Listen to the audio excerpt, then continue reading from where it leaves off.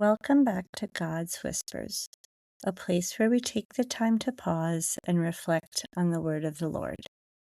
Today I'm going to be speaking about the Gospel according to Luke, chapter 1, verses 57 through 66, and it's about the birth of John the Baptist.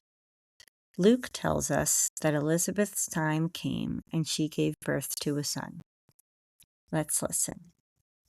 When the time arrived for Elizabeth to have her child, she gave birth to a son. Her neighbors and relatives heard that the Lord had shown his great mercy toward her, and they rejoiced with her.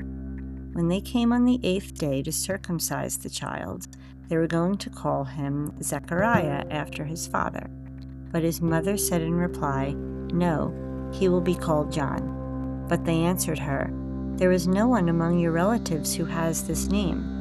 So they made signs, asking his father what he wished him to be called. He asked for a tablet and wrote, "John is his name," and they were all amazed. Immediately his mouth was opened, his tongue freed, and he spoke, blessing God. Then fear came upon all their neighbors, and all these matters were discussed throughout the hill country of Judea.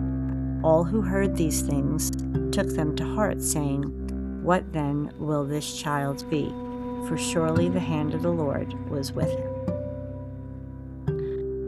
Elizabeth and Zechariah were older and childless, long past the age when people were expecting miracles.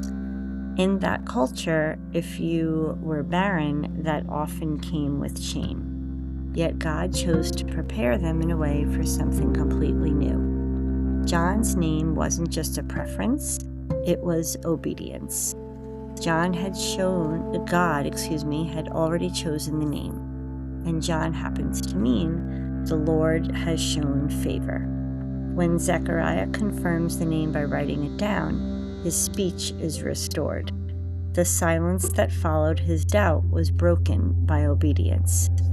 Everybody obviously around them was filled with awe, and then they became scared, because they didn't know what was going to be happening with this child.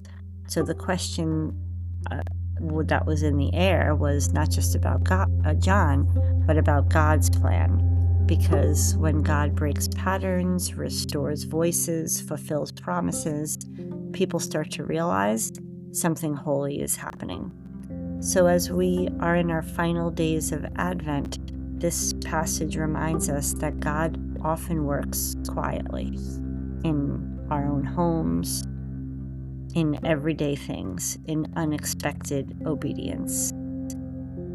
His parents chose trust over tradition, and God responded by restoring joy, voice, and wonder. Advent isn't just about waiting for Jesus, it's about noticing the small, faithful yeses that we prepare along the way. So journal prompts that would go along with this passage would be, where might God be inviting me to trust him instead of relying on what's familiar or unexpected? And is there an area where I've been silent out of fear, doubt, or just hesitation, and I need God to restore my voice? And then as Advent ends, how am I preparing my heart to welcome Christ? I hope that this message was encouraging to you, and if you feel like a friend could use some encouragement, please feel free to pass it along. And don't forget to subscribe so you can continue to hear God's Whispers.